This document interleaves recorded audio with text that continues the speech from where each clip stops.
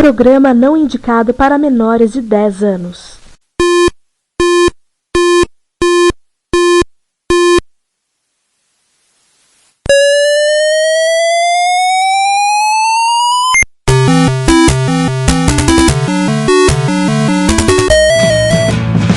We bought it to help with your homework.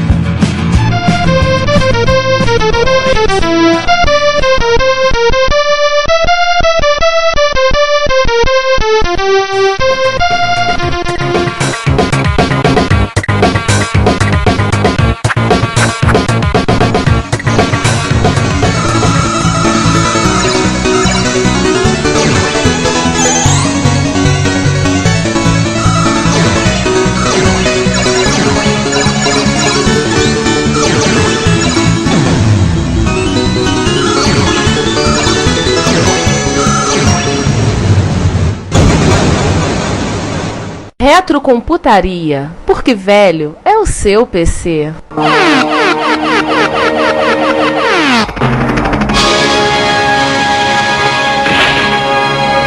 Thunderbirds 2086. Hola compañeros, bienvenidos. Se empieza ahora más un episodio de Retrocomputaría, vuestro podcast de retrocomputación, porque viejo es tu PC. Ai, caramba! Senhoras e senhores, estamos iniciando mais um episódio do Retrocomputaria, como vocês puderam ouvir. Pulando o tubarão. Pulando o tubarão. Episódio número 28, onde nós estamos com a presença ilustre, nosso amigo Juan Castro, como vocês puderam ouvir, fazendo a abertura, onde nós vamos fazer um dossiê duplo, onde teremos um episódio falando de um processador e da máquina mais famosa que usou esse processador. Antes de tudo, vamos passar as apresentações. Eu sou o Ricardo Pinheiro. Eu sou o Sander Souza. Eu sou o João Cláudio Fidelis. Eu sou o César Cardoso. E eu sou o Giovanni. Juan Carlos Castro aqui. Esse episódio nós vamos falar do processador 6809 e da máquina mais famosa que usou, que é o TRS-80 Color, também conhecido como Coco. Para os íntimos. Então, por onde começamos? Pelo início, tá bom. Pelo início, sim. Pelo início, estamos aqui no Estúdio H, mais uma vez casa cheia. Mais uma vez casa cheia, nosso agradecimento à Rochinet pelo espaço cedido, pelo estúdio, as nababescas instalações e suntuosas disponíveis para nós, para realizarmos essa gravação. Mais uma vez, obrigado à Rochinet pelo espaço cedido. Um abraço pro Cauê. Se não fosse suntuosa, não cabia o João, né? Um abraço mais uma vez pro pessoal, Cauê, Ramiro, Silvraldo, Michel. Acho que antes da gente começar o assunto 6809, vamos apresentar o convidado, né? Pediu o Juan para que se apresente, né? Já que ele já falou o nome, fez a abertura. Bom, oi pessoal, meu nome é Juan Carlos Castro e eu estou aqui basicamente porque nos idos de 1984 a final de 1986 eu trabalhei numa empresa do Rio de Janeiro chamada LZ Equipamentos Eletrônicos, que fabricou um clone do Color Computer no Brasil que ninguém conhece, lá tanto ninguém conhece que não foi mencionado no Retrocomputaria até agora, o Color 64. Já falaram de clones de Coco, não falaram do Color 64, mas explica-se, era uma empresa bastante obscura que só vendia business to business e realmente o computador não é muito conhecido. Mas tem algumas historinhas aí pra contar de hacks maneiros. Opa, underground. Em falar em hackers maneiros, agora no Mercado Livre a gente descobriu que existia um Coco nacional da Dynacon. Descobrimos aqui, o MX-1600. Não, na realidade, assim, eu sabia que ele existia. Eu nunca tinha visto uma foto colorida dele. Pois é, só que tem um porém. Além da foto colorida, ele está em negociação no Mercado Livre. Se tudo der certo na Retro Rio, nós teremos ele lá, porque o comprador está sendo principalmente eu. Aliás, se tudo der certo na Retro Rio, nós tivemos ele, né? Porque esse episódio vai sair depois da Retro Rio. Ah, sim, verdade. Se tudo tiver rolado certo na Retro Rio, ele passou por lá. Você ouvinte que queria comprar o Dynacon, desista, já era. Já tá na minha mão, mané. Perdeu. Aliás, eu vou arrumar um ponto que é muito interessante na pauta, Juan, envolvendo seriados Happy Days e Miami Vice. Ih, cara, esse negócio rendeu mais do que deveria. Pô, tá bom, vou explicar. Retrocomputaria número 23, não é isso? 24, tá. 24. O tema de abertura foi ligeiramente mudado. Aí eu fiz uma piadinha remetendo aquelas comunidades de fãs de seriados americanos que gritam e rasgam a roupa se muda alguma coisa no seriado, muda um ator, muda o cenário, dois personagens casam, o tema de abertura muda. Aí o tema de abertura mudou e eu fiz aquele tom de comic book guy dizendo: o seriado pulou o tubarão. Pular o tubarão é uma gíria entre fãs de televisão nos Estados Unidos que tá dizendo que um seriado começou a entrar em decadência. Brincadeira, óbvio. O computaria está astronomicamente longe de sequer pensar em começar a entrar em decadência. Mas eu fiz a piadinha, como ninguém entendia o raio dessa gíria pular o tubarão, o negócio começou a render e, pô, virou um meta-meme, caramba. Sim, e no final nós acabamos pulando o tubarão, trocando a ordem de apresentação de como começa o episódio. 3 vezes. Pois é. Então nós estamos lançando, graças ao nosso convidado Juan, um meme na internet. Aí... Traduzindo, né? Ou seja, a gente já pode dizer que a gente é alguma coisa no mundo das internet, porque nós já criamos um meme. Mas enfim, vamos voltar ao que interessa, que não é a gente criando meme. Esse não é um podcast sobre criação de meme. Exatamente. Vamos começar a falar da primeira parte do dossiê, que é o Motorola 6809. Nós já falamos alguma coisa sobre 6809 e ou sobre antecedentes dele no dossiê do 6502. Se eu não estou errado, nós falamos no 68.000. Falamos também no comecinho do podcast, quando a gente apresentou os equipamentos. E agora vamos dar uma olhada um pouco mais aprofundada no 6809. Basicamente é um processador de 8 bits com alguns elementos de 16 bits e que a divisão de semicondutores da Motorola, hoje em dia Freescale, lançou no longínquo ano de 1979, o que significa que ele é dos grandes processadores de 8 bits, é o mais jovem, é o caçulinha, e se não é o mais poderoso da sua geração, ou seja, da geração de microprocessadores lançados ali, de 8 bits, lançados na segunda metade da década de 70, se não é o mais poderoso, é um dos mais poderosos. Foi o primeiro, no meu conhecimento, processador de 8 bits a ter instrução de multiplicação no assembler. Diretamente, sem precisar fazer somatização por loops, de shifts e o caramba. Isso agilizava bastante o processamento dele. Aliás, vou aproveitar e comentar um pouco das características. Assim, 2 acumuladores de 8 bits, o acumulador A e B, que podiam ser combinados em um único acumulador B. Isso para quem vem dos 80 até se pergunta, mas é só isso? Mas no mundo Motorola, no mundo 6502 é meio que exceção, né? É meio que uma coisa extra. 2 registradores de índice, o X e o Y, e 2 stack pointers, no caso X e Y, e os 2 stack de 16 bits. Com uma ressalva, sendo que esse segundo stack pointer, o U, era muito mais comumente usado como um terceiro registrador de índice do que como um segundo stack pointer. Ah, sim, legal. A parte da multiplicação, toda a parte de aritmética dele, da MPU, é 16 bits, que é um avanço fantástico, uma coisa muito boa para somente um processador de 8 bits. Ele tinha uma coisa curiosa, que era a capacidade que é uma característica a Motorola criou, de permitir que o código se executasse em qualquer trecho da memória. Isso é uma coisa, foi a primeira implementação sem truque, né? Nos 80 você pode fazer esse tipo de coisa, e no 6502, no 6809 já era sem fazer muita gambiarra.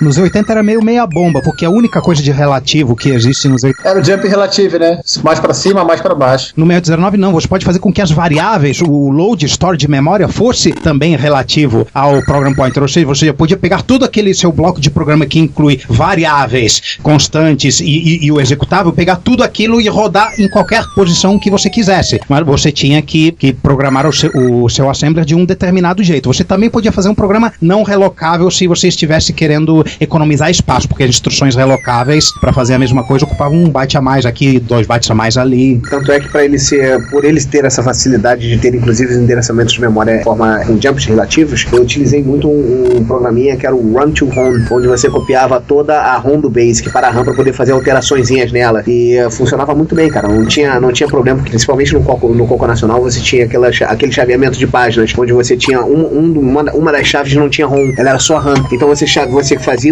a cópia do bloco da ROM inteira do Basic para essa página que não tinha e chaveava, então você tinha a ROM na RAM. Sander, não foi só você que gostou disso não, a gente vai ver depois quem gostou também. Não, assim, isso hoje em dia é usado largamente, esse truque de código relocável, assim, inclusive até sem as pessoas perceberem, ele foi adotado por outros microprocessadores, e a gente poderia dizer que uma forma de chamar isso hoje em dia é DLL, é um trecho de código subrrotinas que são alocadas dinamicamente em algum endereço aleatório de memória durante a execução da tua aplicação. Mas isso às vezes é feito por software, né, no sistema operacional. Ele pega o objeto, tem uma tabela de relocação lá. Sim, hoje em dia é feito por software. Pode ser. Existe também a segmentação, né? A segmentação também é uma forma de relocação. Aquela segmentação do Intel, o meu código começa em 100, mas o segmento de código que é o CS pode estar em qualquer lugar do espaço de 1 mega. Isso também pode-se dizer que é uma relocação. Sim. Assim, a grafia do assembly dele era compatível com o 6800. Desculpa. Porém, assim, ele tinha 19 instruções a menos que o 6800. O 6800 tinha 78 instruções, o 6809 tem 58. 59. E assim, o 59.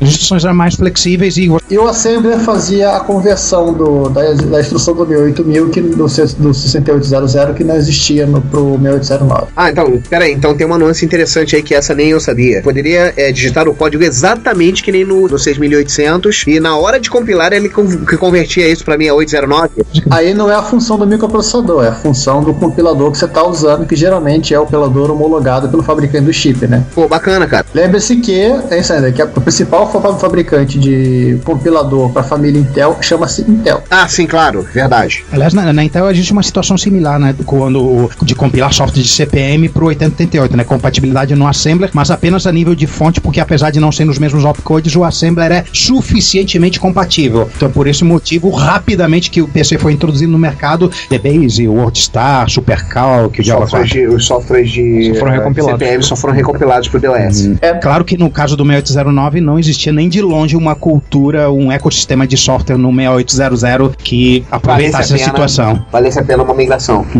E já que falamos de rapidamente, vamos falar o óbvio. Ele foi um microprocessador que foi bastante otimizado internamente, chegando ao ponto de que ele com uma frequência de 1 MHz, ele conseguia ter uma performance equivalente aos seus contemporâneos que já estavam chegando na casa dos 5, né? Instruções poderosas, aritmética poderosa, mais registradores disponíveis, multiplicação no hardware pro pronto flutuante, isso era uma maravilha. Com certeza. Já que a gente já deu uma olhada nas características, vamos dar uma pincelada em alguns pontos históricos. Primeiro, originalmente, a Motorola produziu o 6809 com frequências de 1 MHz, 1,5 MHz, que é o 68A09, e 2 MHz, o 68B09. Além disso, a gente também já citou em outra oportunidade, a Hitachi, além de ter lançado versões do 6809 com clocks maiores, lançou o 6309, que é um 6809 com alguns registradores a mais, algumas instruções a mais e divisão aritmética hardware. O comportamento da Hitachi em relação ao 6309 foi estranhíssimo, né? Que eles não divulgaram nenhuma dessas instruções, nenhum dos modos de operação. Precisou pessoas na comunidade fazer engenharia reversa. Inclusive os nomes dos opcodes não foram inventados pela Hitachi, foram inventados comunitariamente. Sério? É como se a Hitachi quisesse vender o 6309 como um 6809 mais poderoso, e não com coisas a mais. Eu não sei não, eu sinto cheiro de problemas legais aí. Pode ser. É bem capaz, tá? Tem outra teoria. Ele não seria um processador, a princípio, só Japan only, apenas pro mercado japonês, então a documentação tava toda em japonês? Isso é uma coisa extremamente comum, né? Sim. De acontecer. Sim. Veja a R800. Isso teria aparecido, gente, coisas japonesas são eventualmente traduzidas, a gente fica sabendo delas. É porque, por exemplo, o micro que usou essa linha de processadores que é o Fujitsu, se sabe muito pouco dele no ocidente. Não, mas é aquele negócio. É quase tão misterioso quanto o Hitachi. É sim, mas bem ou mal haveria um manual, né? Mesmo que em japonês. Parece que eles... Por exemplo, o caso do MSX Datapack, né? Hoje em dia eu tenho um cópia do MSX Datapack em japonês, todo em casa, o PDF completo, mas você não entende. O MSX foi comercializado no ocidente. Sim, mas talvez... O Fujitsu FM7 não. Provavelmente é uma máquina mais obscura. É possível, mas eu acho mais... Talvez a grande verdade fosse essa coisa mesmo. A Hitachi, ela achou legal mexer, deixaram os técnicos mexendo, ficou no trabalho de estar acabando. Um advogado chegou e perguntou: vem cá, vocês pediram autorização pra Motorola? Nunca saberemos. Não, vamos fazer um modo pra ele voltar a baixar a bola e ficar funcionando só como o 6809 funcionava e ficar quietos. Tudo isso é teoria. É plausível, mas é teoria.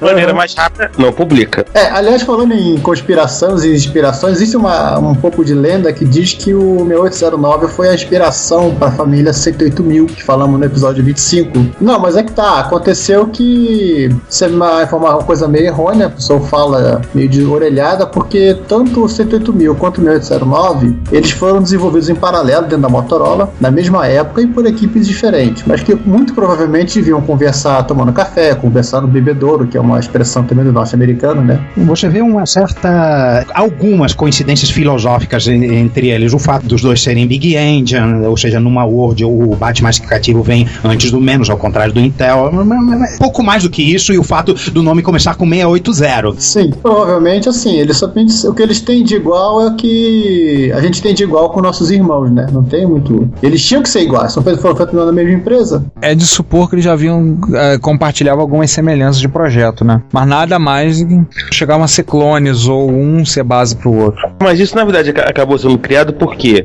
pensaram, o 6809 tem 8 bits, o 68000 tem 16 bits, portanto, o 6809 serviu de inspiração pro 68000. Mas tanto que vale a pena lembrar que o 68000 tinha uma versão 8 bits. Como assim? Ele concorria um com o outro, o 68008. Mas aí é aquela história do 88, você pegar um processador que é nativamente 16 bits e lá, quando sai pro barramento de dados, fazer um circuitinho para multiplexar e usar só... Não é a mesma coisa. Você cortava as perninhas.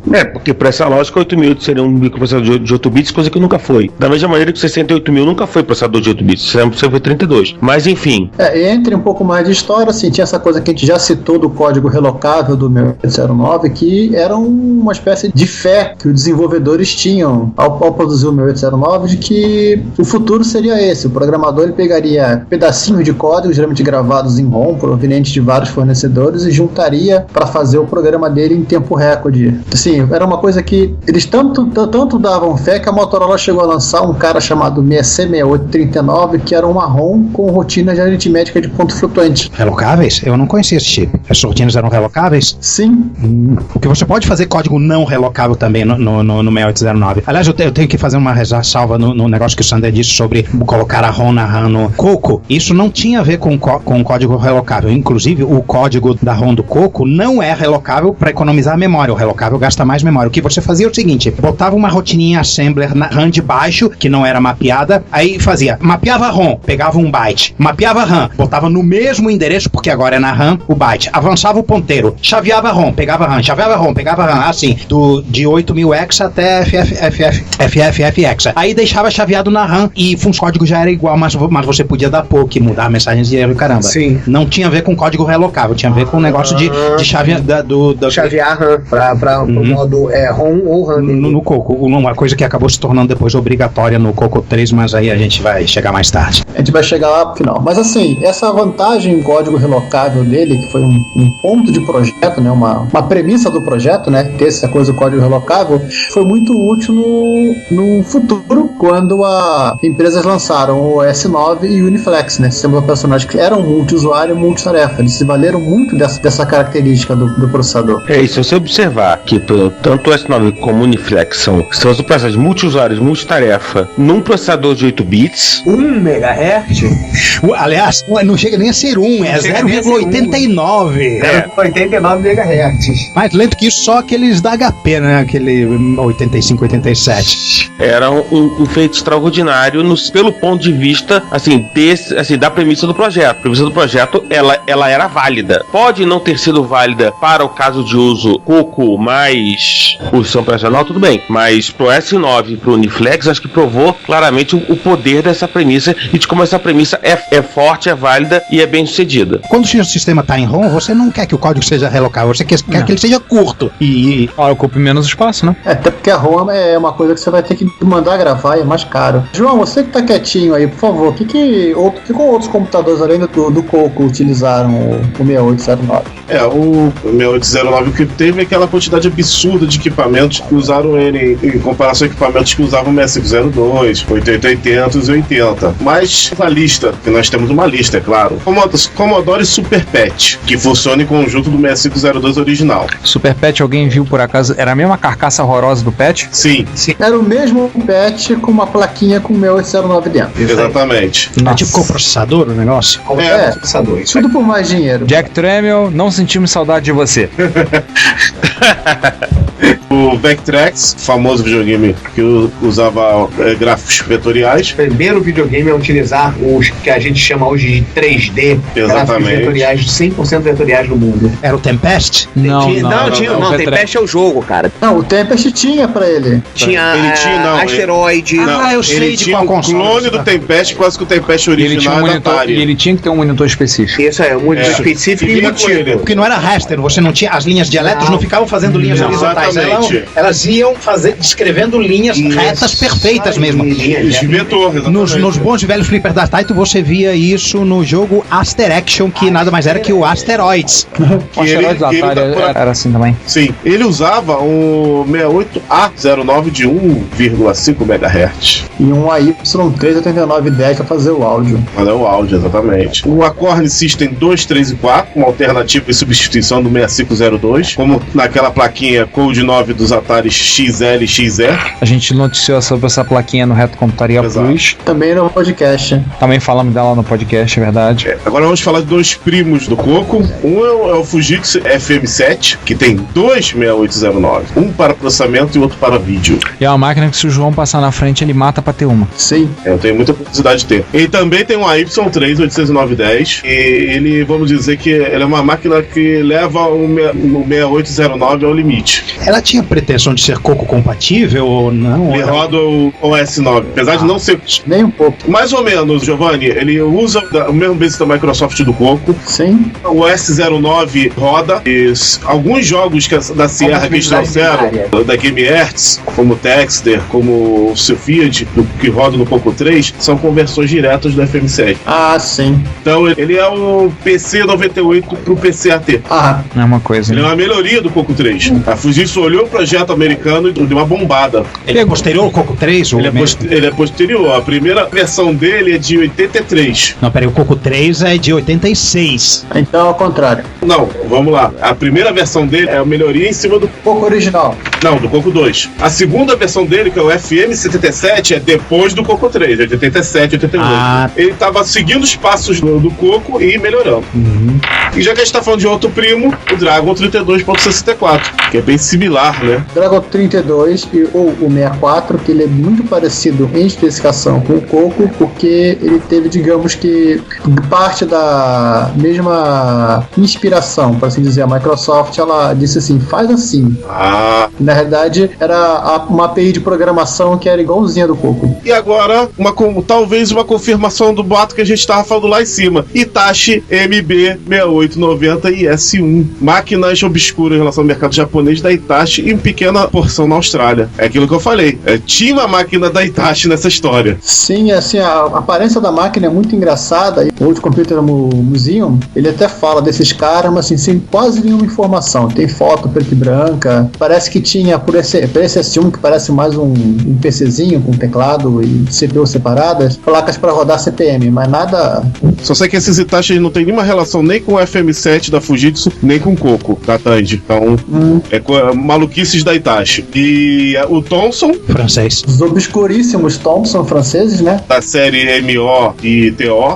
Que viraram Olivetti Prodest na Itália. Ah, é? Olivetti? Olivetti. A Olivetti pegou uma dessas máquinas, deu o rebranding lá e lançou como Prodest. Como se fossem delas, criadas por elas. Não, provavelmente sem nenhuma obscuridade, deve ser bem licenciado honestamente, suponho. Tá, entendi. O Sander, oi? A Olivetti, ela costumeiramente fazia rebrand de máquinas de fora e vendia na Itália. Talvez o exemplo mais famoso seja o rebrand da máquina da Kyocera, o Olivetti M10, que é mais conhecido pelo mundo afora como TRS-80 modelo 100. Isso, exatamente. No final ele só usava o designer italiano, né?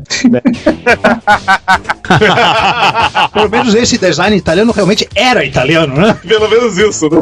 Era a mesma placa, só mudava o design aqui e ali. Sim. E terminando os computadores, TRS-80 Color Computer, que a gente vai falar sobre ele melhor mais à frente. Bom, partindo dos computadores e indo para a seção videogames e arcades, nesse caso só arcades, nós temos arcades desde as classiconas Defender, Joust e Robotron 2084, passando para controladores de pinball, e a Konami usou muito 6809, tanto os modelos A, B, C convencionais com Contra, com Circo Charlie, como Hyper Sports, como Giros, desde essas máquinas convencionais, até uma versão bombada chamada Konami 1 no arcade The Simpsons, aquele mesmo beating up que todo mundo adorava nos arcades. A Konami usou muito. A Capcom também usou um pouco. Ghost in Globes também usa um 68A09 de 1.5 1,5 MHz. João, sim, eu vou lançar uma provocação pra você. Manda aí. Se você quiser responder depois. As características da arquitetura do 6809 não o tornariam um chip perfeito para arcades? Poxa, eu vou responder agora. Sim, acredito eu que ele é perfeito. A Konami, como eu falei, ela usou em muitos arcades. A lista vai mais de 20 placas usando ele. Ou como processador principal, ou como coprocessador para controlar o áudio, ou o vídeo, ou então os três juntos. Às vezes 3 chips desses. Os Simpsons tem 2 desses, por exemplo. E todo mundo olhava e pensava que a máquina usava 68000. Não devia em nada ao Tartaruga Ninja que usava 68000. É uma surpresa quando eu fiquei sabendo dessa dos Simpsons. Então eu acredito que o 6809 sim seria perfeito para videogames e arcade. Não entendi até hoje porque que nenhum videogame usou ele. Tirando o Vectrex, né? O Vectrex é um exemplo de videogame que usa ele, é o único. O Vectrex, na verdade, ele nos Estados Unidos, ele é lançado literalmente na véspera do crash dos videogames. Tanto que você vê a história dele, assim, a empresa que lançou ele foi vendida para outra e o cara, quem comprou, começou a baixar o preço do equipamento para vender. É um negócio muito especializado, não é exótico demais, monitor Vector. Sim. Isso encarecia muito o projeto, né? O conceito tá à frente do tempo. O problema é um pouco a execução e muito da era que ele viveu, né? Como você disse, o crash aí. Enfim, e pra gente fechar, já falamos videogames de arcades, mas o 6809 foi usado em coisas bem diferentes. Por exemplo, controle de sinais de trânsito, ou faróis de trânsito, ou sinaleiras de trânsito, ou semáforos de trânsito, ou sei lá como é que se fala na sua cidade onde você mora. Primeiros protótipos do Macintosh tinham o 6809 perdido ali dentro. Os rádios Motorola Smartnet, óbvio, na Motorola. E até 2000. Que eu acho mais interessante de todos, que é a utilização extensa nos sintetizadores de som CMI da Fairlight, né? Principalmente no modelo 2X, que tinha 26809, e o modelo 3, que são caríssimos, inclusive. 20 mil libras, coisas assim. Uau! Esse era o mais legal. Que tinham 26809, porém assim... 26809 em cada voice card e, pra completar, 68.000 no Waveform Processor Card. Pra quem quiser ver, vamos deixar um link do Peter Gabriel, um vídeo da época, ele utilizando um Fairlight CMI, que tem, inclusive você pode ver o que é o Waveform Processor Card. Seria a parte do sintetizador que desenhava o wave, a onda sonora que você digitalizou e você processava por cima. Uau. Ou seja, vocês vão poder ter a oportunidade de entender, Peter Gabriel já tinha ficado chato pra cacete naquela época, desde que ele saiu do Genesis. Sim, justamente esse vídeo da época que ele tinha acabado de sair do Genesis. Aquela coisa World Music, We Are The World, etnias diversas e o caramba. Parênteses de fã de progressivo. Droga, Peter Gabriel, tu não devia nunca ter saído do Gênesis. Assim, mas assim, os sintetizadores foram usados por uma cacetada de artistas. Podemos citar o A-ha, o Mode. Não, assim, desde os mais ligados à eletrônica, até os que você nem acredita que precisariam. Tipo, Pete Townshend usou num álbum dele. Sim, BBC Radiophonic Workshop. Né, o Queen usou, o R.E.M. usou, ZZ Top usou, U2 usou. Sim. Aquele cara da flauta que o Ricardo gosta, sempre esqueço o nome dele. É o Jethro Tull, do flauta é o Ian Anderson. Então, o Zé Tutu também usou. O Zé Tutu Ice-T usou. A música mais longa do progressivo. Too Old to Rock and Roll, Too Young to Die. Como é que é, né? Eu tô vendo aqui a lista, por exemplo, Hans Zimmer, músico de várias trilhas sonoras de filmes. Bryan Adams, pra quem lembra. Nós também citamos que o próprio Chico Corea, pra fazer a alegria do Zé Luiz, nosso amigo, prefeito de Maricá. Prefeito de Maricá, um abraço. Ele vai sorrir nesse momento de ouvir a gente citar um músico que ele gosta. O Styx, o Rush, Roger Waters, e olha, gente, a lista é grande, realmente grande. Tem até Tias Fofinhas e Bife com Tutu.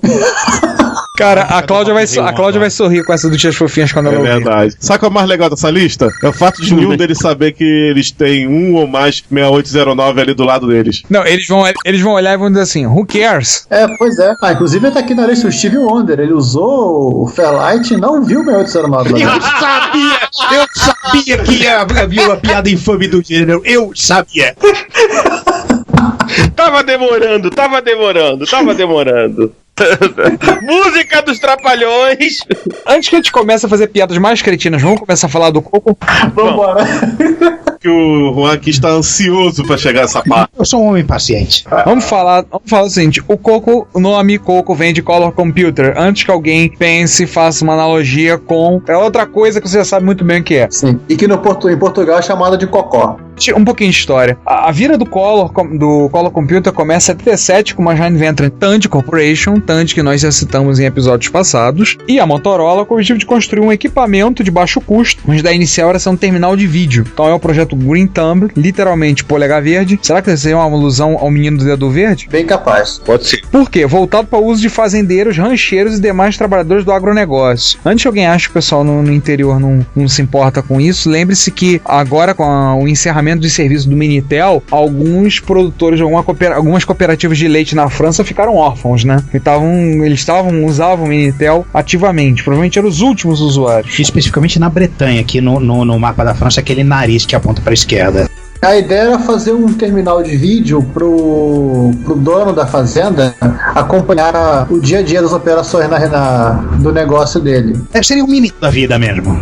A ideia só foi uma espécie de mini, como é o Minitel, porque ele tinha até um modem embutido. Você ligaria numa televisão normal, convencional, para seu monitor de vídeo, e na linha telefônica para receber a alimentação dos dados. Olha, o projeto que eu encontrei aqui, o projeto original foi limitado a 250 unidades. É muito difícil ver que alguma exista esteja inteiro hoje. O projeto piloto era administrado pela Universidade do Kentucky, 100 unidades enviado para o condado de Shelby, em Shelbyville, Kentucky, e outros 100 enviados para o condado de Todd. Shelbyville é a cidade vizinha de Springfield dos Simpsons. Tá explicado porque 6809 na máquina de arcade. Então, o projeto teve a participação muito ativa do Jerry Heap, que foi o homem que criou o Sun Chip, que depois foi usado em um terminal no Videotex, que vamos falar mais à frente, e o próprio Coco. Mas a história de como chegou no Sun é extremamente interessante. Por quê? O primeiro protótipo do Green Thumb era uma plantação de 74LS. Mais uma. Só que era a plantação de 74LS. São pra plantação, né? Que era inviável na prática aquilo ali sair do lugar. Era a plantação que é até o horizonte, né? Ou seja, você imagina que era complicado você conseguir vender aquilo num preço que o fazendeiro pudesse comprar. Que a Motorola no final dos anos 70, né? Final dos anos 70. A coisa não estava tão boa assim. Nada boa. Petróleo, etc e tal. O que a Motorola fez? Voltou pra prancheta e desenhou o Sun, conhecido como 6883. E na volta às origens, 74LS 783 ou 74LS 785. Eu não conheço muito de Spectrum, mas ele não seria mais ou menos como a ULA do Spectrum? Não, porque a ULA cuidava de vídeo também. Tá. Ele não cuidava. Quem cuidava era o outro, né? O 6847. Para cuidar de vídeo, a Motorola lançou um outro chip que é o 6847. Alguém já se ligou? 6847, 6809, parceria de sucesso, cujo primeiro fruto, junto com o 6803, foi o AG Vision, que foi lançado pela Tandy com o nome de TRS-80 Videotex. Ou seja, na prática você já vem aí, é interessante ver como o Coco, na verdade, ele veio de uma linha evolutiva. Não, interessante, aí o gabinete era muito parecido, era igual o gabinete do TRS Color. O legal do AG Vision é que ele era azulzinho, né? E era azul bem bonito, ficou bem legal. Sim. Tá bem bonito. Porque o cinza chumbo padrão que a Tandy usava nos equipamentos dela. E a Tandy chegou a vender. Eu já vi fotos desse bicho online. Tem. Ela chegou a vender o Videotech, só que ela viu, legal, vendeu um pouquinho, deve ter vendido aí provavelmente uns 6 mil ou 7 mil unidades do Videotech. Eu descobri uma curiosidade sobre o Videotech aqui. Ele teve uma participação, uma presença importante no crescimento do CompuServe. Exatamente. O CompuServe foi o primeiro BBS, primeiro serviço grande BBS nos Estados Unidos que deu origem aos serviços online. Antes do que nós conhecemos hoje como internet, tinha uma presença maciça. Nos Estados Unidos, CompuServe, Genie, Delphi, American Online e outros. Antes, QuickLink era o nome anterior da American Online. O CompuServe cresceu de 3.600 1.600 assinantes no meio dos anos 80 para até o primeiro trimestre de 1981 ele cresceu para mais de 10 mil. Isso significa que o crescimento em parte deve-se também ao Radio Shack, que introduziu o Videotex Terminal e posteriormente o Micro Coco, que foi muito usado para ter acesso. Até o autor do artigo que eu tô falando fala assim: quer dizer que o Coco e o Videotex tiveram uma participação na infância da internet?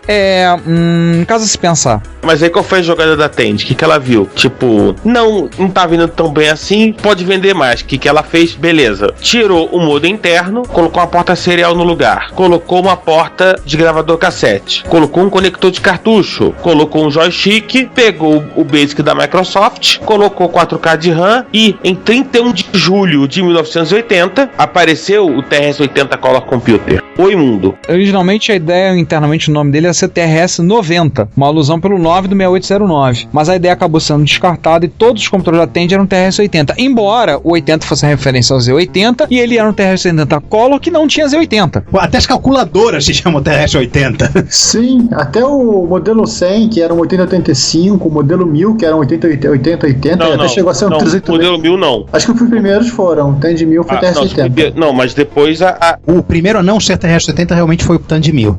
Era Tandy 1000, não era TRS. A gente falou no episódio anterior, Giovanni.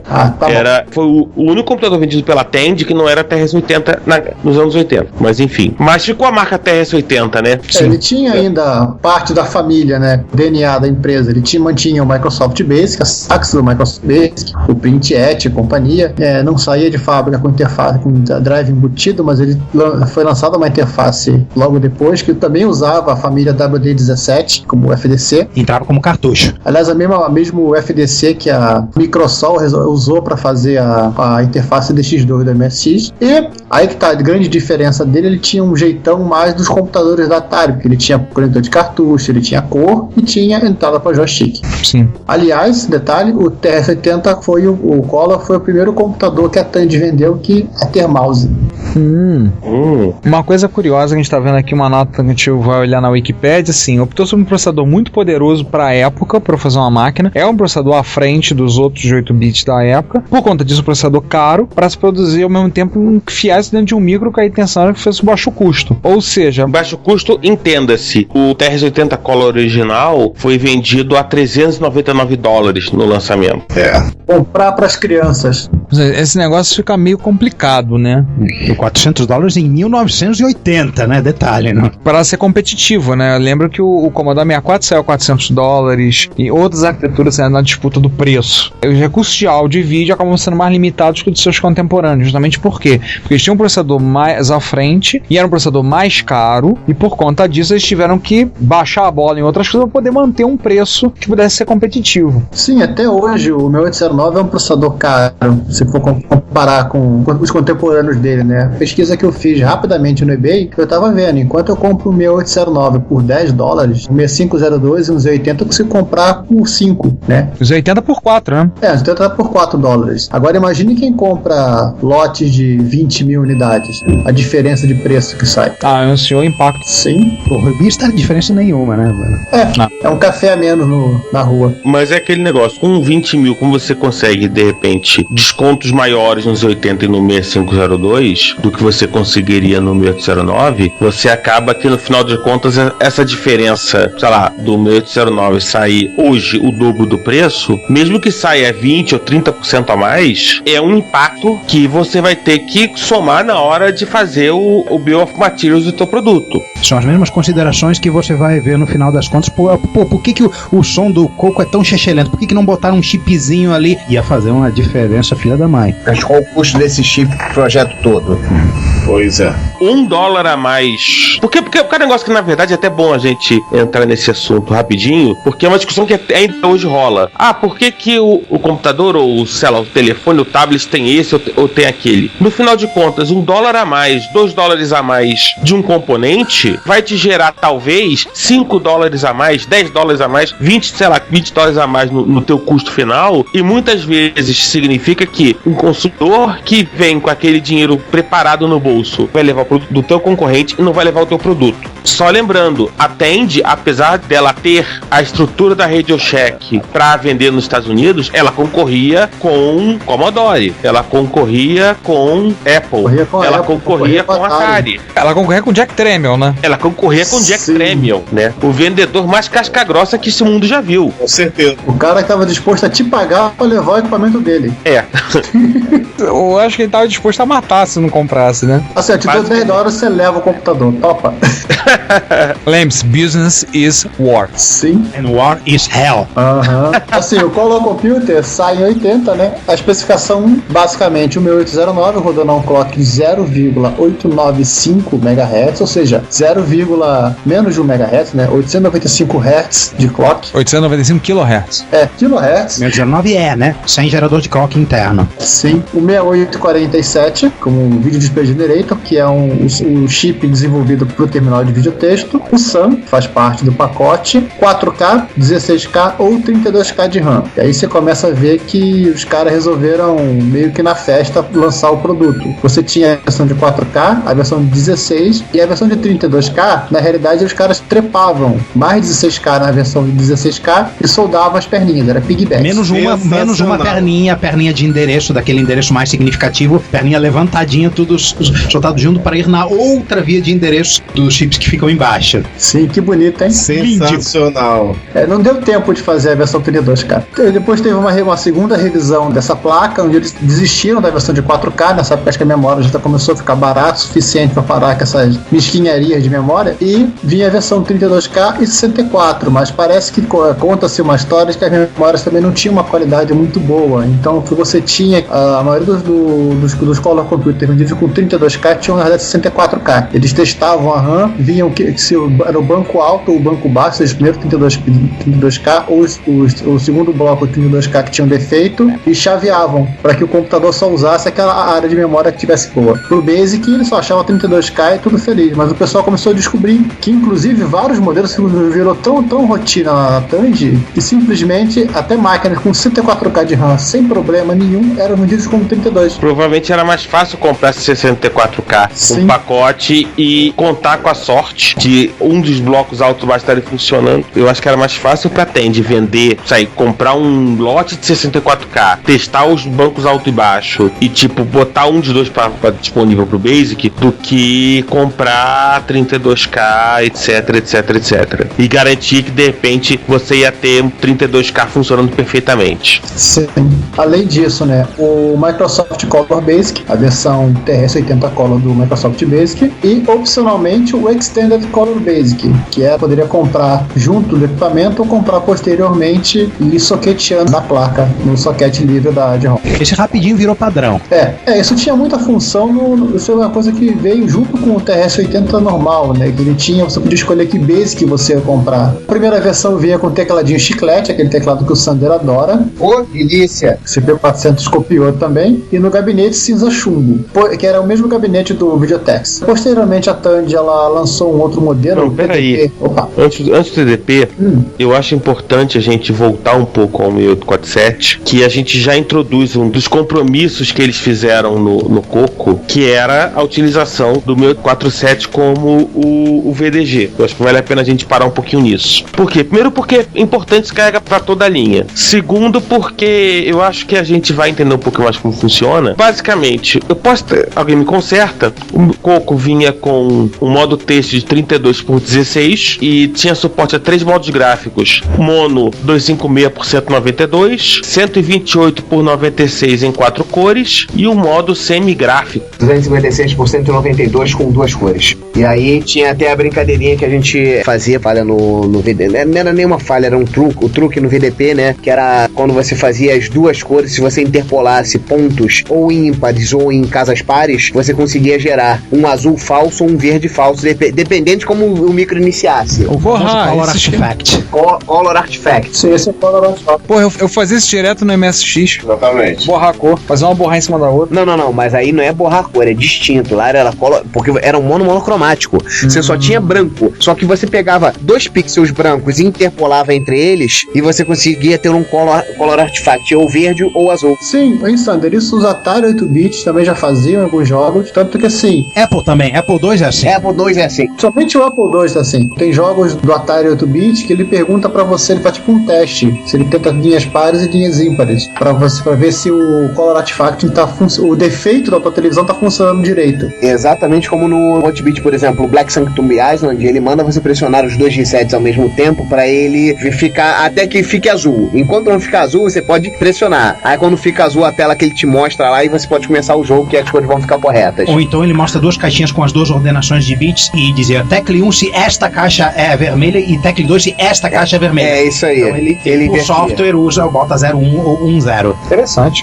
É, muito louco, né? Muito louco. Essa das duas caixinhas os adventos do Bob Witzers fazem. Exatamente. No MC1000 eu brincava com isso, achava que fosse um defeito mesmo, da minha televisão e do computador. É um defeito, é um bug que virou feature. Mas uma coisa interessante que falou de MC1000 é que o Emerson Angel, o curador de todo o conhecimento de MC1000 disponível na internet, ele tomou cuidado de fazer uma amostra de cada um dos modos de vídeo do 6847 e olha, tá feia a coisa, viu? Tá feia a coisa, só digo isso. Inclusive assim, ele acabou de montar um emulador de MC1000 em JavaScript e a primeira coisa que ele desenvolveu foi o emulador de 6847 em JavaScript. Aliás, a coisa interessante do 6847 que ele comentando comigo, ele falou o seguinte: 6847, o que você manda ele fazer, ele faz, ele não critica muito.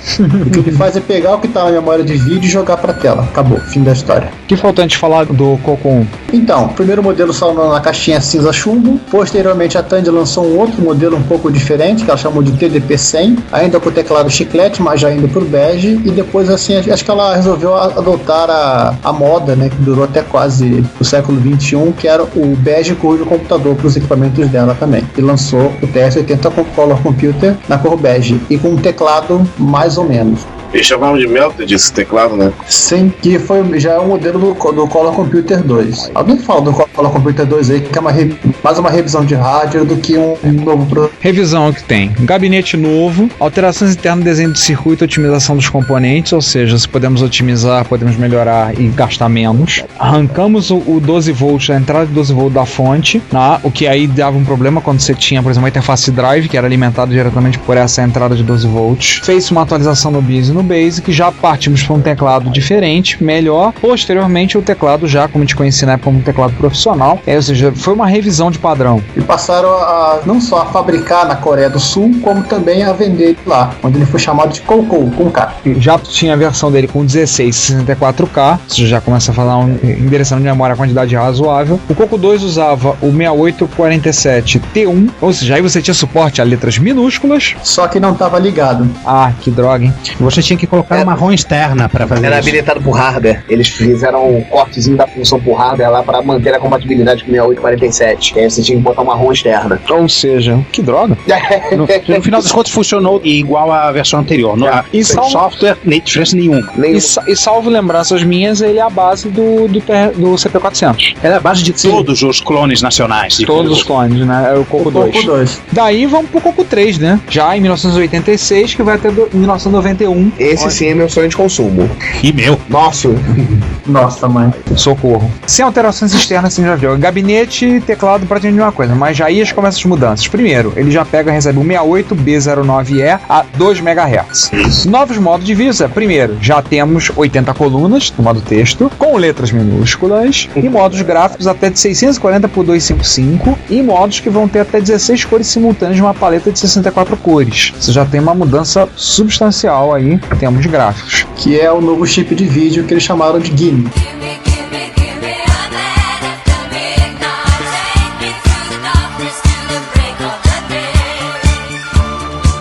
Porque pra época, uau! Não, já é um grande avanço, cara. Saída de vídeo em RGB. Sim, que é uma coisa importante. Tudo isso graças ao Gimme.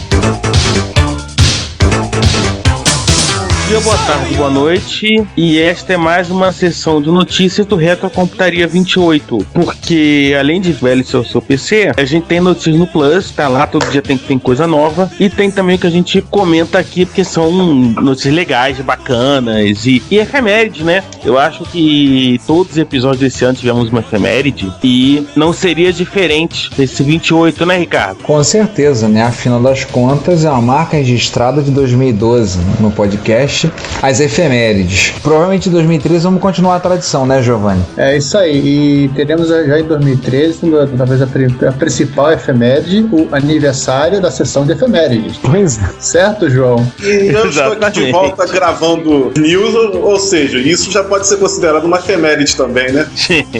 Né? Por esse lado faz sentido. Mas vamos à efeméride mesmo, que foi gentilmente alertada pelo pulador de tubarões oficial do Retrocomputaria, que são os 50 anos do LED. O LED, tem LED aí, bonitinho, azul, branco, vermelho. Ou seja, essa coisa que se você não tiver um Macintosh, você tem em vários lugares no seu computador. Mas você não vai ter azul, porque o LED azul é caro. O meu MacBook só tem 2 LEDs, o do Sleep e o do Caps Lock. O LED é quase uma instituição universal, né? Hoje em dia é cada vez mais falado por causa de as lâmpadas de LED estão ficando mais comuns. Os monitores que utilizam LED para fazer a iluminação, o backlight. TV de LED, não. A minha TV da sala é de LED, né? Ou seja, uma TV mais fina, usa aquele painel de LEDs brancos atrás. E, cara, o LED tá fazendo 50 anos. O próprio avanço de tecnologias como o OLED, né? Sim. O orgânico, o AMOLED, que é de matriz ativa, são 50 anos, né? Ainda vão rodar por muito mais tempo. Como nem tudo é perfeito, também é aquela decoração de LED que os caras colocam sobre o farol do carro.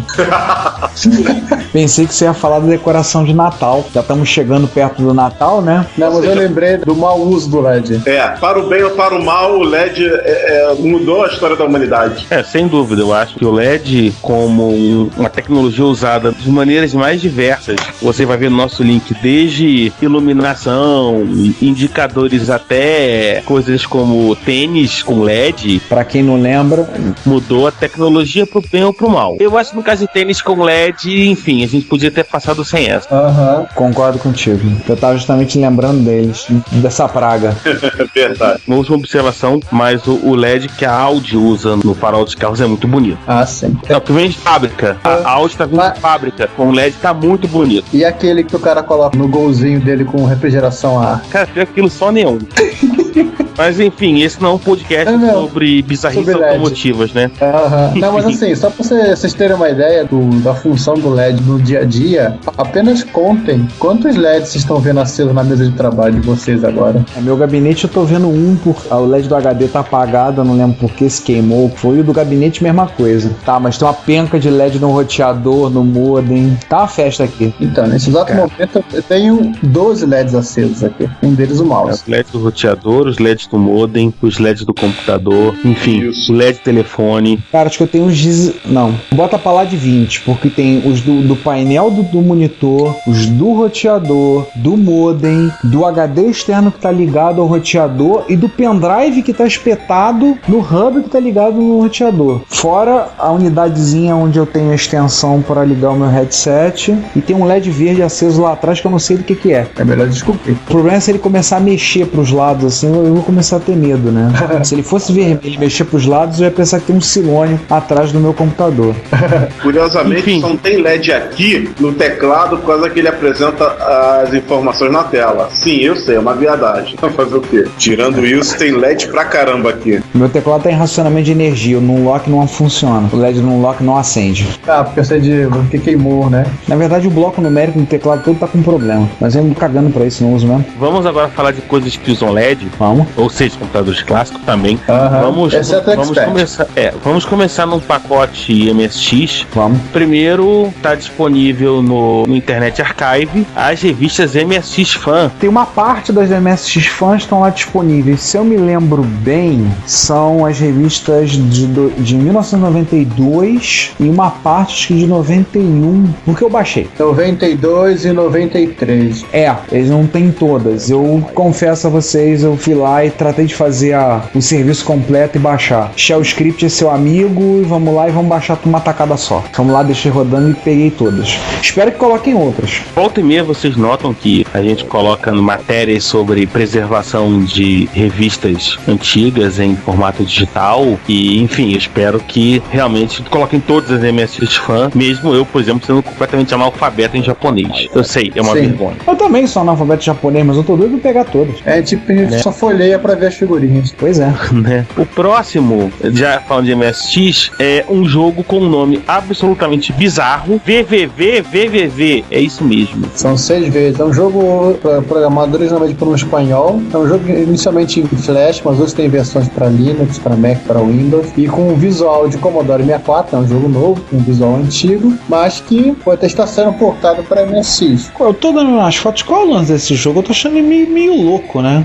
É um jogo meio louco e jogo de plataforma. A diferença é que você não pula, você troca a gravidade, você vai pro teto. Eu realmente me pergunto o que é que esse espanhol tava ingerindo quando inventou a física do jogo. Essas coisas a gente não pergunta. Não, mas tem um jogo de Nintendinho que é assim. Não, o enredo é assim, basicamente você tem que resgatar os seus companheiros que se perderam após um teletransporte mal sucedido. Tem uma versão que tá rolando lá no MSX.org, você pode baixar, na versão promo dele. Requer o MSX1, MSX2 com pelo menos 16K de RAM, ou seja, quase todos os MSX da face da Terra. Sim. E deverá funcionar em 60 Hz, NTSC. Já tem uma versão dele para teste disponível para quem quiser baixar lá no MSX.org.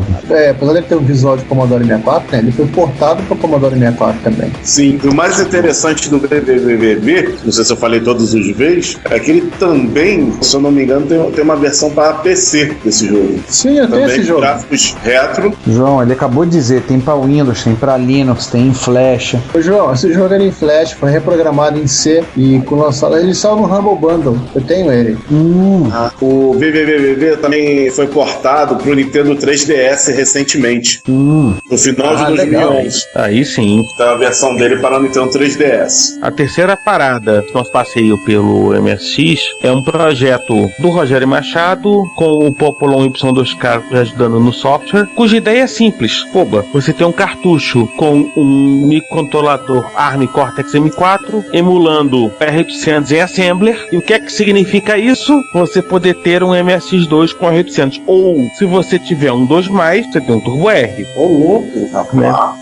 Tem um protótipo disponível, né? A gente vê. E, enfim, é o tipo de coisa que eu acho que tá todo mundo esperando que se torne realidade e comece a ser vendido por aí. E sim, a gente puxa essa notícia do Plus porque é bacana demais pra gente não comentar aqui. Eles têm ideia de aproveitar e colocar interface SD, porta Ethernet e outras coisas mais. Muito interessante. Inclusive, o grupo de discussão deles, eu andei conversando com o Popolon, falei com ele para entrar em contato com algumas pessoas que trabalham com software, que têm conhecimento de hardware. Inclusive, o que nós já citamos muitas vezes aqui, o Frisch, que dorme de vez em quando, embora haja controvérsias. Eu sugeri ele entrar em contato com o Frisch. Eu realmente achava que o Frisch não dormia. Eu falei com ele para entrar em contato com o Frisch, ele entrou em contato para ele participar do projeto, participar com ideias, com coisas, que é uma pessoa que muito capaz, não precisa nem dizer, né? Só ver sessões de notícias um pouco mais antigas que a gente já falou de várias coisas que o Frisch estava desenvolvendo, que estava fazendo para MSX. Muito legal. Agora, você sabe o que me deixa orgulhoso? Fale. É ver que a foto do protótipo está sendo utilizado no MSX2+, muito conhecido por mim, um F1 XDJ da Sony. Tá bom. Não é o MSX do João, é um MSX igual ao do João. Sim, mas eu fiquei feliz. Né? Enfim, né? Vamos voltar notícias que o João começa a falar das maravilhas do MSX dele. Sim, claro. Então, eu vou deixar pro João falar. Para fechar a parte de MSX, né, o pessoal do MSX Resource Center, vulgarmente conhecido como MSX.org, eles lançaram no último dia 8 de outubro o MRC Trainliner Challenge, ou seja, eles já tinham montado desafios de uma linha, e até chegaram a fazer uma de 2 linhas, e este ano resolveram fazer uma coisa um pouco mais sofisticada, que é desenvolva qualquer aplicação, qualquer programa que você queira em MSX Basic com até ou no máximo 10 linhas de código. E inclusive deram uma opção legal, que é você poder inserir com o Veload a carga de um arquivo de mídia, ou seja, um arquivo com som, ou com gráficos, ou com texto, o que para deixar a qualidade das produções um pouquinho mais sofisticadas, uma cara um pouquinho mais bonita. Estão pedindo que eles dizem que você pode fazer em qualquer versão de MSX, ou seja, MSX 1, 2, 2 Plus, Turbo R, até ONA Chip. A única limitação é o programa ser em Basic e você pode utilizar um Deload para carregar algum arquivo de mídia. Este desafio acaba no dia 17 de dezembro. Vão ter prêmios. O pessoal do MSX Basic Games Blogspot, o Blogspot vai fazer a escolha. E claro, assim, como eu fiquei empolgado com a ideia, eu resolvi participar como entrada. Então, quem entrar lá em msx.org vai poder ficar sabendo maiores detalhes, inclusive baixar o joguinho que eu inseri na competição, o Retromania, que é uma espécie de cópia simplificada do Mega Mania do Atari. Só que o interessante é que ele usou tem os logotipos de várias arquiteturas, né? Sim. Vinha do MSX, Commodore, Apple, Amiga, Atari. Bem legal. O objetivo desse joguinho que eu fiz é você capturar as máquinas, as plataformas que você quer antes que elas colidam em você. Aqueles que querem pegar tudo, né? Que querem copiar tudo que eu tive que pegar tudo em plataforma, tem um programa pela frente. Sim, sim. Vamos continuar em Z80 ainda? Pra gente... Eu acho uma boa do ZDP80. O pessoal do Zona de Proebas está criando seu próprio computador em cima de Z80. Entenda-se, Z80 com 48K de RAM, sendo 16 para vídeo e para variável de sistema, 16K de ROM, um único modo gráfico monocromático 256x192, uma porta de cassete, um compact flash, interface PS2 para teclado e mouse e um beeper. Olha, eles estão fazendo um TK-85. Deixa de ser mal. Mais ou menos por aí. O GX80, né? 81. Alguém vai lembrar daquelas músicas todas compostas com os ZX81 usando 2 AYs, hein? Que em breve aparecerão em algum episódio do Retro Hits no futuro, aguardem. Porque eles estão falando que toda a parte de som é feito por beeper, né? É uma coisa bem simplificada. Por isso que eu brinquei de já falar que eles estão fazendo TK-85. E o vídeo é monocromático. Vão tocar mod com esse beep. E vão dizer que é melhor do que MS. Que nem o Coco 3? É, que nem o Coco 3. Sem comentários. Acho que vale a pena acompanhar até a discussão em torno do ZDP80, porque consegue sacar a ideia das pessoas, como, né, tipo, o processo de discussão, que acontece super bacana. Eu realmente acho que vale muito a pena. O interessante é que é recente, né? Em coisa de alguns dias eles já juntaram quase 200 mensagens. Em coisa de talvez 15 dias desde que começaram a notícia, divulgaram o início do projeto, eles juntaram quase 200 mensagens. A especificação da máquina é bem simplificada, então dá para você ser bastante objetivo. Então dá para você fazer rapidamente e trocar bastante ideia do que você quer montar no final das contas. Sim. Vamos sair dos 80 então? Não, vamos ficar nos 80 então e vamos tentar fazer alguns joguinhos também. Vamos. Sim. Isso é para quem tá querendo aprender como fazer um joguinho em Assembler, né? Sim. Não é um tutorial recente, já tem aí quase 3 anos. Por algum motivo apareceu no HackAD esses dias, eu achei que vale a pena, tá muito bem explicado. Pra quem não sabe, é como desenvolver um jogo em Assembly em 30 minutos para ZX Spectrum. Sim, como o próprio autor fala, prepare uma grande caneca de chá e vambora. Uau. Esse cara não conhecia o Delavi, né? Porque ele tá falando aqui bêbado, você não consegue programar linguagem de máquina. Ele não conhecia vários programadores brasileiros, né? E russos também. Afinal de contas, os russos fazem tudo chapados. Bom, aí tem aquela discussão se existe algum estado de não chapadeza pros russos. É verdade. Que é uma discussão seríssima. Enfim, que a gente não vai fazer agora porque este não é um podcast bêbado nem de russo. Sim, essa é uma discussão da alma russa que Tolstói, Gogol, Dostoiévski já tentaram discutir junto. Mas basicamente o russo, quando tá feliz ele bebe, e quando ele tá triste ele bebe. Fim da história. E quando ele não tá lá, ele bebe também. Só pra ver se ficam feliz ou triste. Exatamente. Enfim, bola pra frente, que isso aqui não é um podcast de bebida, mas retrocomputação. E vamos deixar um linkzinho no YouTube? Vamos. Faz o seguinte, você abre, esse link tá no postado, ouve o resto do nossa sessão de notícias, vai dar tempo de você nos ouvir. Quando terminar, você assiste 30 minutos de uma resenha que não acaba do famoso do CDTV. Sim, é 30 minutos. Bom, mas já são, né? Nossa. Que é basicamente tudo que você precisa saber sobre, né, o computador em si. Ou, sim, o equipamento em si. Seja lá que a Commodore tenha inventado isso CDTV. Aquela coisa que estava um pouquinho à frente do seu tempo da Commodore inventou. Enfim, próximo passo, eu sei que é um videogame, mas enfim, é um troço que envolve ferro de solda, um troço que envolve hackaday, a gente vai colocar porque a gente tem esse direito. A gente vai pular o tubarão. Não é qualquer videogame, né? A gente vai pular o tubarão, né, Ricardo? Pois é, mais uma vez pulando o tubarão. Mas que já pulamos até mesmo nesse episódio. A gente tá pulando dando piruetas, né? Seguinte, adicionando os canais de som do Famicom em um Nintendinho ocidental sem bagunçar com o console. Sim, é um troço bem interessante com direito a um vídeo dele explicando a diferença de áudio no caso do Castlevania 3. Porque o Famicom ele podia acessar chips que tinham dentro dos cartuchos que aumentavam o número de canais. Especificamente na versão do Castlevania 3 é o VR6, que aumentava mais 5 canais o som do Famicom, deixando um som bem bonito e até que lembra um pouco o som do SCC, o que gerou muitas dúvidas. O pessoal falava, mas Konami fez SCC pro NES? Não foi, ela fez o VR6. Que é outra coisa. E o que ele comenta no artigo é que ele tem um jogo, né? Um jogo japonês, ele tem um Nintendo americano e tem aquela diferença do tamanho do slot. E ele tem que usar um adaptador. E o que ele diz? Todo mundo já sabe do adaptador. O adaptador não consegue usar esse pino que traz o canal de áudio do chip do cartucho para dentro da máquina. Fudebagem. Sim, aí o que o cara fez? Simplesmente ele puxou o áudio direto da placa do cartucho. Apesar de ele não ser um SCC, isso é muito comum pro pessoal da MSX, tá vendo? Sim, a mesma coisa acontece com a MSX. Eu tenho um pino no slot da MSX chamado Sound. Então de certa forma, né, essa notícia não é tão nada a ver assim, né? Sim. Apesar da gente estar dando um duplo twist carpado no tubarão, mas é por um bom motivo. É verdade. Mas que já fizemos nesse episódio, cara. Enfim, vamos aproveitar e fazer uma sessão Hackaday? Vamos lá. Aliás, um abraço para o Hackaday. Coraçãozinho com a mão não, mas um abraço. Você mesmo. Tá aí querendo programar um microprocessador ARM, mas não tá afim de usar C, não tá afim de usar essas coisas modernas, essas coisas assim que te exige, tipo, que você tem que preocupar com ponteiro, outras coisas do gênero, tá lá. César, essas coisas aqui não tem GoTo.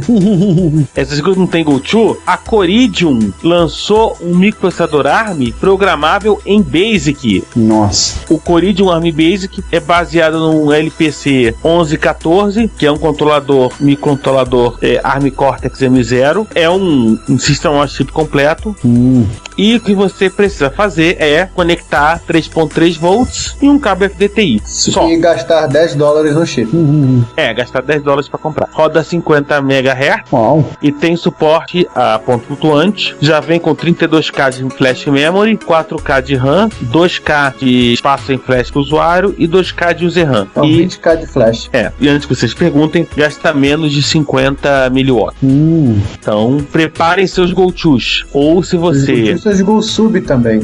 GoSub. Claro, além do fato, pra quem tem paciência nos comentários do Hackaday, tipo, não é a mesma coisa. Você pode usar um Parallax Propeller pra programar em BASIC, coisa do gênero. Mas eu acho que nenhum deles é tão bacana quanto o da Coridium. Essa solução ela é bem interessante, assim, até porque ela é compacta, ela é só integrado. O Parallax Propeller também é legal, uma solução muito interessante, só que é uma máquina um pouquinho maior, até porque o objetivo deles é fazer um equipamento muito mais multiuso.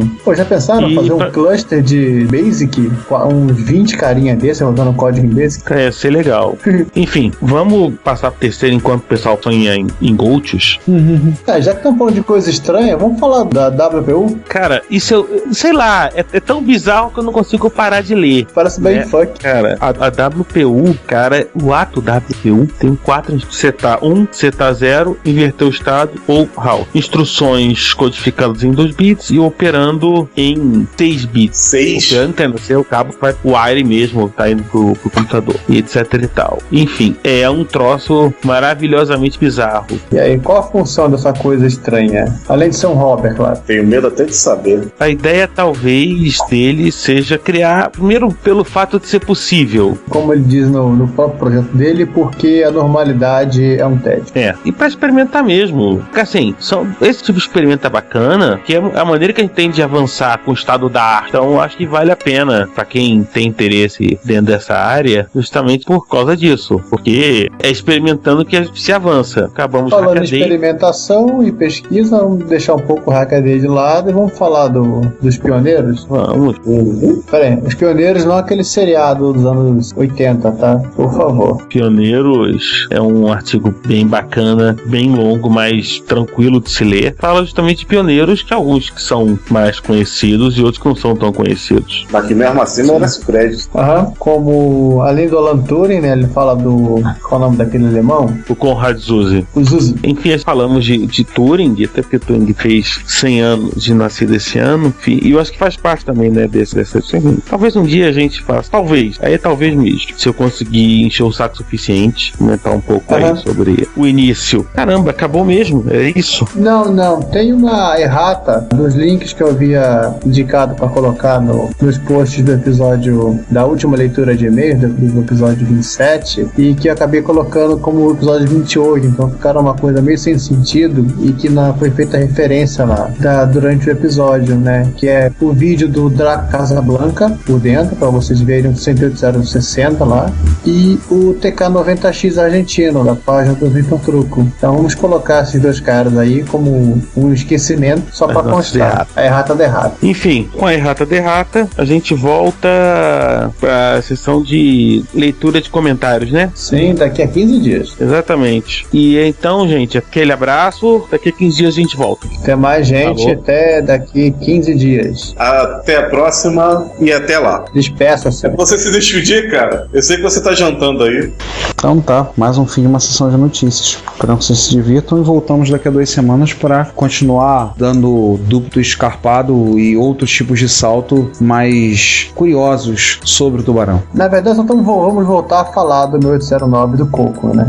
Só isso. Não é nem um pulo direito sobre o tubarão, é um saltinho de lado, muito do metido a besta. Se você quer comunicar-se conosco, elogiando, apresentando sugestões, ajudando nas erratas, fazendo críticas construtivas ou mesmo dando um depoimento, não hesite, faça. Você pode enviar um e-mail para retrocomputaria@gmail.com, uma mensagem pelo Twitter para o nosso usuário, Retrocomputaria, ou comentar nos posts desse episódio, que estão em retrocomputaria.blogspot.com ou em www.dimensãonerd.com. Se você quiser, pode também enviar um comentário de voz que iremos publicar no nosso podcast. Lembre-se, o seu comentário é o nosso salário. Obrigado e até o próximo podcast. Você ouve esse programa na Combo Podcast.